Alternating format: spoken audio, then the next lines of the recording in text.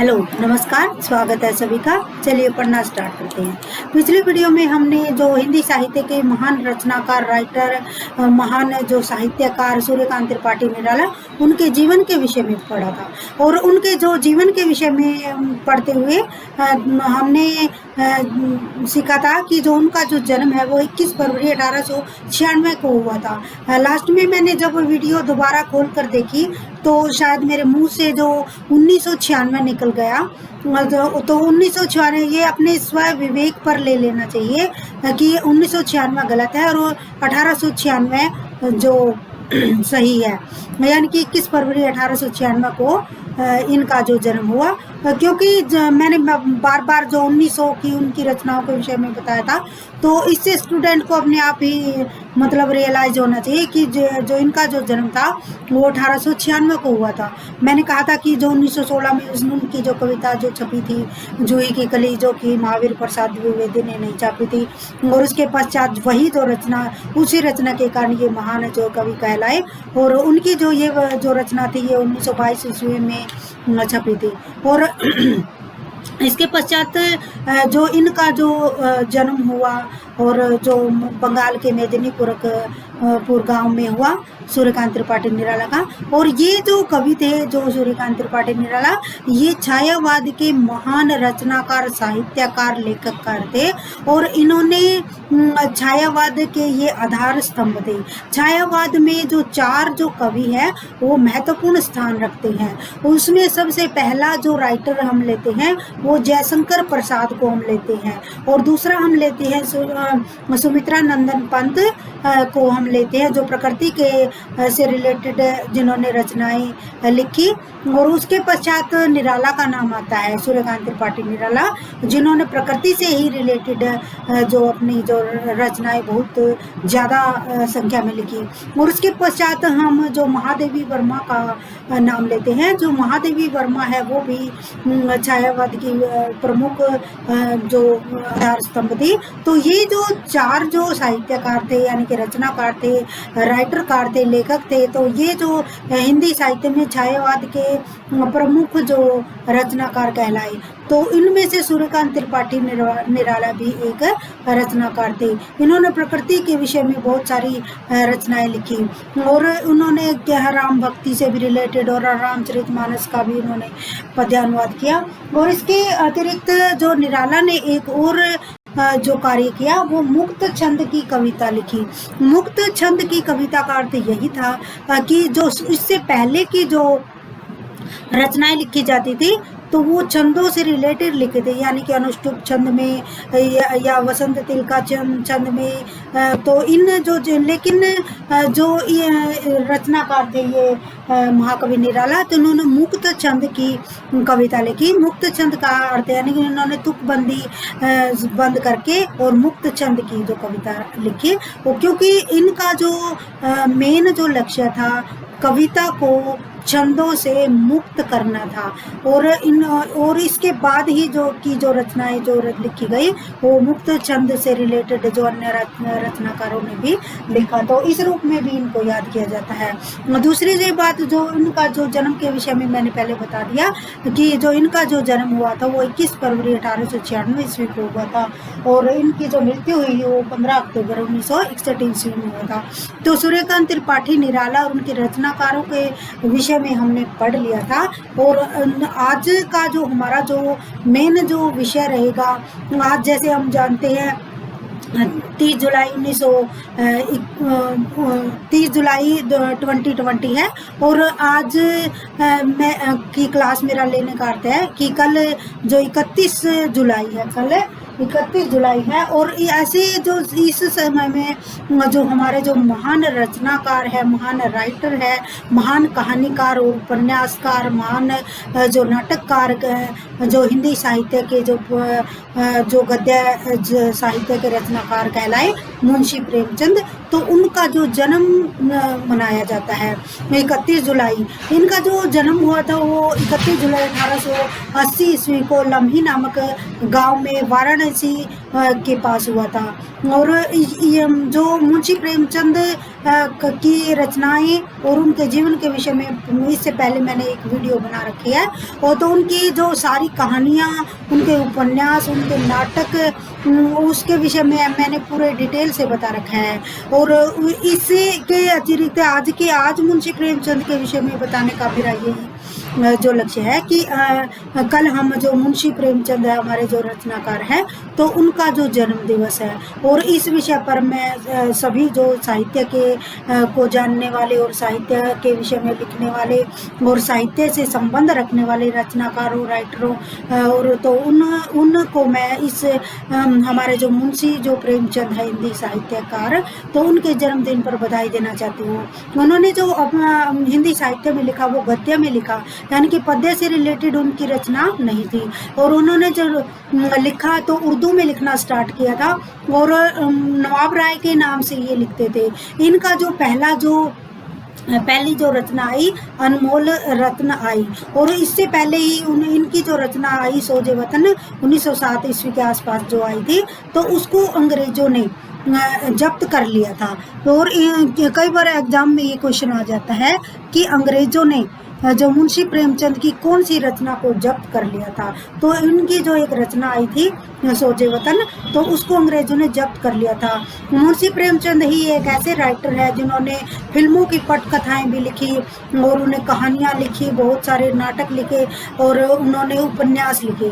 और यानी कि उनका जो जीवन जो बीता मुंशी प्रेमचंद का, वो आर्थिक कठिनाइयों से जूझते हुए बीता, क्योंकि हम जानते हैं कि जो युग था, यानी कि उस समय का जो युग था 1920 ईस्वी के आसपास, जब उनकी ये अपने पूरे चरम पर थे रचना लिखने में, तो उस समय तो इनका जो जीवन अभाव का जीवन था। तो एक रचना को लिखते हुए में इतने मतलब इनको ज़्यादा कमाई नहीं मिलती थी, और उस समय अभाव का समय, यानी कि साधन जो पर्याप्त संख्या में नहीं मिलते थे, तो राइटर को एक स्थान से दूसरे स्थान पर जाने के लिए भी संघर्ष करना पड़ता था, और उसके विषय में पर्याप्त साधन जुटाकर और फिर अपनी कहानियाँ रचना लिखते हुए, तो इस तरह जो लेखक ने जीवन बिताया। और इस मुंशी प्रेमचंद जो हिंदी साहित्य के ऐसे रचनाकार थे जिन्होंने जो 350 के लगभग जो कहानियाँ लिखी, इसमें हम जो इनकी कहानियों में हम ले लेते हैं कि प्रमुख जो इनकी कहानियाँ हैं वो जो है पंच परमेश्वर, बूढ़ी काकी, नशा, दूध का दाम, दो बैलों की कथा, सतगति, पूस की रात, बेटों वाली विधवा, ईदगाह, ठाकुर का कुआं, कफन, और इनकी जो कहानियाँ थी। कफन जो इनकी कहानी थी वो इनके जो बाप और बेटे की कहानियाँ जो नशे में लिप्त रहते हैं, तो इनकी जो कफन जो कहानी वो लास्ट कहानी थी। और इसमें जो बाप और बेटा की मतलब नशे के कारण उनकी जो हालत को दर्शाया गया था, तो उनके घर की जो स्त्री थी वो उसके मर जाने के पश्चात भी इन्होंने जो उनके जो कफन के जो पैसे थे उससे भी शराब पीने का प्रयास किया।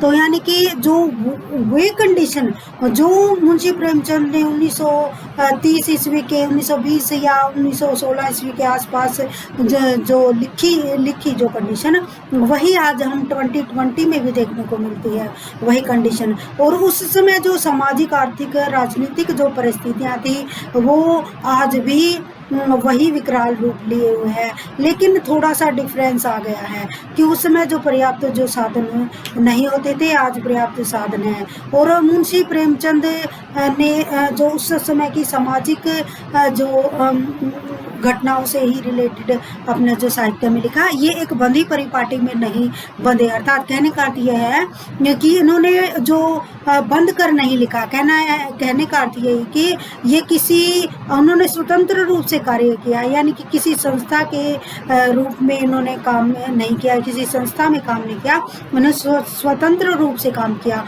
और इन्होंने जो पत्रिका निकाली, उन पर जो पत्रिकाओं में इन्होंने हंस पत्रिका, मर्यादा, माधुरी, जागरण और जागरण पत्रिका निकाली।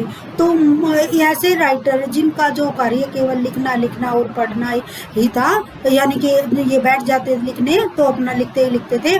और एक जो इनका जो प्रेमचंद के फटे जूते, शायद हरिशंकर परसाई का जो ये जो रचना है, तो उसमें प्रेमचंद के फटे जूते, उनके जो कपड़ों के विषय में बताया गया है कि उनका जो जीवन कैसा था।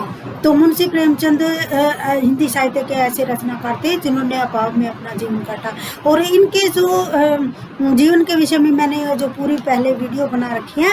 अब इनके जीवन के विषय में कुछ और बातें हैं जो मैं बताना चाहूँगी कि इनका जो जन्म होते हुए जैसे हुए आज 140 वर्ष के से भी मतलब अधिक होने को है, तो 150 वर्ष के आसपास ही हो गया, यानी कि तो उस ऐसे समय में यानी कि वो तब की कंडीशन और आज की कंडीशन में कितना फ़र्क है, क्योंकि उस समय भी व्यक्ति के अंदर कितनी योग्यता होती थी, कितना लिखने की जो इच्छा होती थी और किस तरह जो काम करने की का उनकी लगन होती थी। तो इनकी कहानियों से, इनके उपन्यासों से यही हमें सीखने को मिलता है। इनका जो उपन्यास जो आया उसमें हम नाम लेते हैं वरदान उपन्यास आया, प्रेमाश्रम जो उपन्यास आया, करमभूमि उपन्यास आया, निर्मला उपन्यास आया और इन्होंने कायाकल्प जो उपन्यास लिखा, गबन लिखा, गोदान लिखा और जो लास्ट का इनका जो उपन्यास था वो मंगलसूत्र जो अधूरा रहा।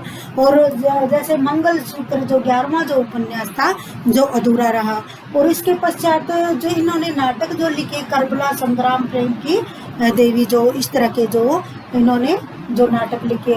और 1935 ईस्वी में जब इनकी जो गोदान नाम की जो रचना आई, यानी कि इनका जो गोदान जो जिसमें गोबर, झुनिया और आदि जो राइटरों से उस समय की जो वेलारी गांव की जो कहानी जो दर्शाई गई है, वो भी सामाजिक परिस्थिति से जूझते हुए ऐसे किसान की कहानी दर्शाई गई है जो अभाव में जीवन बिताता है। क्योंकि जो लेखक जो लिखता है तो वो उन परिस्थितियों में जीता भी है, तो उस समय की कहानियाँ दर्शाई गई और उस समय की कंडीशन को लेकर इन्होंने लिखा। और तो ये जो उपन्यास था गोदान इनका बहुत प्रसिद्ध हुआ था।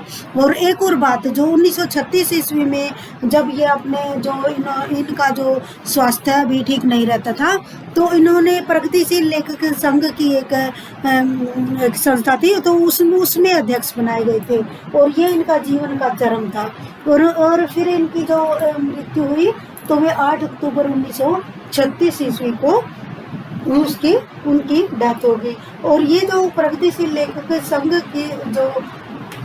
संघ की स्थापना की गई, ये लखनऊ में की गई थी और इनको अध्यक्ष बनाया गया था। और इनकी जो 350 जो कहानियाँ लिखी, ये मानसरोवर के 8 भागों में संकलित है। और इनकी जो पहली जो कहानी थी वो पंच परमेश्वर थी। और वैसे प्रथम कहानी संग्रह आया अनमोल रत्न। सबसे पहले ये उर्दू में अपनी जो रचनाएं लिखते थे और उसके पश्चात इन्होंने हिंदी में आगे अपनी रचनाएं लिखी। और इनका जो जन्म लम्ही नामक गाँव में हुआ, वाराणसी काशी के निकट हुआ। और इस प्रकार जो मुंशी प्रेमचंद हम यूं कहिए कि हिंदी साहित्य के महान रचनाकार थे, राइटरकार थे, लेखक थे और कहानीकार थे। और इनके ऐसे महान रचनाकार का हमारे जो भारत में जन्म हुआ, तो उसके लिए हमें हिंदी साहित्य का हमें आभारी रहेंगे।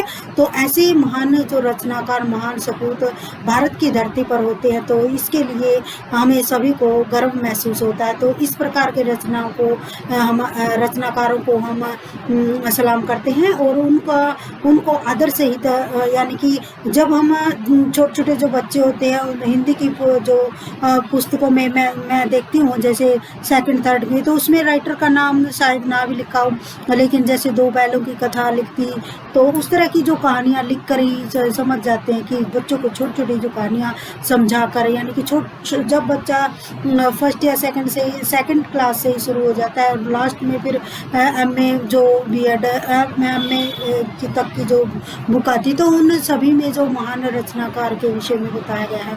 यानी कि हिंदी साहित्य के जो महान जो रचनाकार मुंशी प्रेमचंद, इस प्रकार के जो राइटर हमारे देश में उनकी आज भी ज़रूरत है। और ऐसे रचनाकारों को भारत में उन्नति के लिए और हमारे देश में प्रकाश फैलाने के लिए तो इन ऐसे राइटरों का होना बहुत ज़रूरी है। और क्योंकि उस समय की कंडीशन को बताना और उस समय को सही तरह से साबित करना, तो यही साहित्य के लिए सर्वश्रेष्ठ है। तो मुंशी प्रेमचंद के जन्म दिवस पर सभी को लाखों बधाइयाँ, और इस प्रकार के रचनाकार हमारे हिंदी साहित्य में होते रहे और हमारे संस्कृत और हिंदी जो साहित्य को आगे बढ़ाते रहे। तो थैंक यू।